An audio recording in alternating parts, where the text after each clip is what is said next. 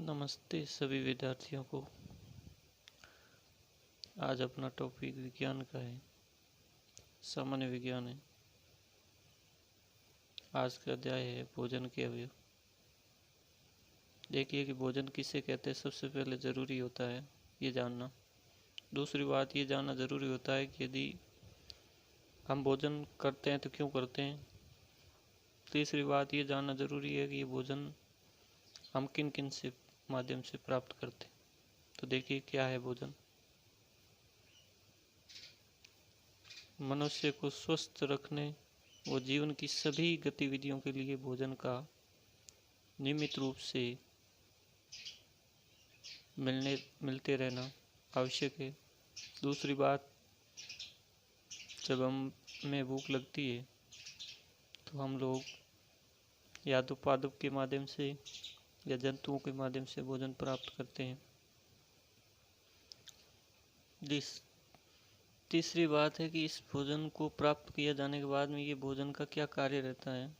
तो ये भोजन सजीवों को भोजन से कार्य करने की ऊर्जा मिलती है। दूसरा, शरीर के अंदर वृद्धि, विकास और निर्माण में सहायक होता है। तीन चीज़ें ध्यान रखना है। शरीर की वृद्धि, विकास और निर्माण में सहायक होता है। शरीर को रोगों से लड़ने की सुरक्षा प्रदान करना है, रोग प्रतिरोध क्षमता को बढ़ाने का काम करता है। दूसरा, चौथा आपका जो पॉइंट है वो है पौष्टिक भोजन। स्वस्थ शरीर के साथ में यदि हमारा शरीर स्वस्थ है, अच्छा भोजन किया है, तो उसके साथ में हमारे तीक्ष्ण बुद्धि का विकास भी ये भोजन, इसीलिए कहा जाता है कि अच्छा भोजन करिए, कुछ प्रोटीन युक्त भोजन करो जिससे हमारी बुद्धि का विकास हो।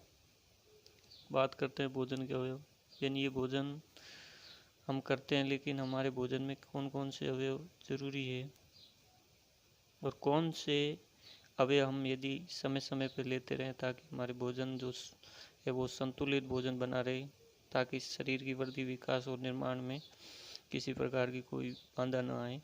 तो देखिए क्या है भोजन के अवयव। भोजन के वे घटक जो शरीर की वृद्धि, विकास और निर्माण सुरक्षा में लाभदायक है वही भोजन के अवयव कहलाते हैं। इसमें मुख्य रूप से भोजन के अवयव कार्बोहाइड्रेट, प्रोटीन, वसा, विटामिन, खनिज लवण, जल और खाद्य रेशे, ये भोजन के मुख्य रूप से अवयव। इनकी मात्रा हमारे शरीर में समय समय पर आवश्यकता के अनुसार रहनी चाहिए ताकि भोजन हमारा शरीर स्वस्थ रहे और हम हर कार्य को करने में समय समय पर हमें ऊर्जा मिलती रहे।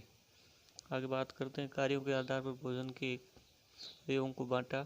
यानी अपन ने कहा, पहले बात की वृद्धि, विकास और निर्माण की बात की। तो वृद्धि में की और विकास की बात करें तो ज़रूरी होता है कार्बोहाइड्रेट, वसा और प्रोटीन। ये तीन चीज़ें अवयव है, ये हमारे शरीर वृद्धि में सहायक होते हैं। बात करते हैं निर्माण की, तो निर्माण में प्रोटीन, खनिज और लवण व जल काम आता है। बात करते हैं सुरक्षा प्रदान की, यानी रोग प्रतिरोधक क्षमता बढ़ाने में प्रोटीन, तो इसमें प्रोटीन, जल, खनिज लवण और विटामिन। तो इन तीनों में आपको कॉमन दिख रहा है ये प्रोटीन है, वो तीनों में काम आता है, यानी वृद्धि में, निर्माण में और आपकी सुरक्षा प्रदान करने में प्रोटीन काम आता है। इधर बात करें वृद्धि में तो कार्बोहाइड्रेट और प्रोटीन। कार्बोहाइड्रेट तो अब अपन ने ये जान लिया कि तीनों में कौन कौन से अवयव जरूरी है हमारे शरीर के लिए। आगे हम इन एक एक को लेके भोजन के अवयव की बात करेंगे। तो सबसे पहले देखते हैं कार्बोहाइड्रेट। क्या है कार्बोहाइड्रेट? ये हमारा जो सजीवों में ऊर्जा को बल देने का मुख्य स्रोत है वो है कार्बोहाइड्रेट। बात करते हैं कि कार्बोहाइड्रेट किस किस से बनता है, तो कार्बन, हाइड्रोजन और ऑक्सीजन के तत्व मिलके, इन तीनों का तत्वों को मिलने से ही कार्बोहाइड्रेट बनता है। ये हमारे शरीर में संतुलित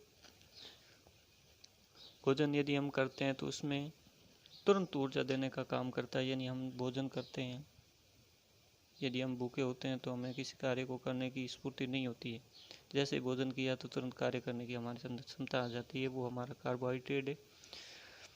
कार्बोहाइड्रेट मुख्य रूप ये हमारे शरीर में ग्लाइकोजन के रूप में संचित रहता है और श्वसन क्रिया में अपघटित होकर हमें ऊर्जा प्रदान करने का काम करता है। बात करते हैं 1 ग्राम कार्बोहाइड्रेट के पूर्ण ऑक्सीकरण के बाद में 17 जूल ऊर्जा हमें प्राप्त होती है। जूल ये ऊर्जा का मात्रक है।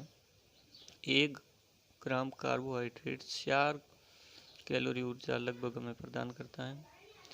बात करते हैं कि कार्बोहाइड्रेट में कौन कौन से स्रोत होते हैं, तो इसमें मुख्य रूप से 3 होते हैं, स्टार्च, शर्करा और सेलुलोज। स्टार्च क्या होता है, इसमें सभी प्रकार के अनाज आते हैं, जिसमें गेहूँ, चावल, मक्का, बाजरा, जो है वगैरह, ये आलू है, ये स्टार्च में आते हैं। बात करते हैं शर्करा। शर्करा का मतलब होता है मीठी जितनी भी वस्तु होती है, जिसमें गन्ना है, चुकंदर है।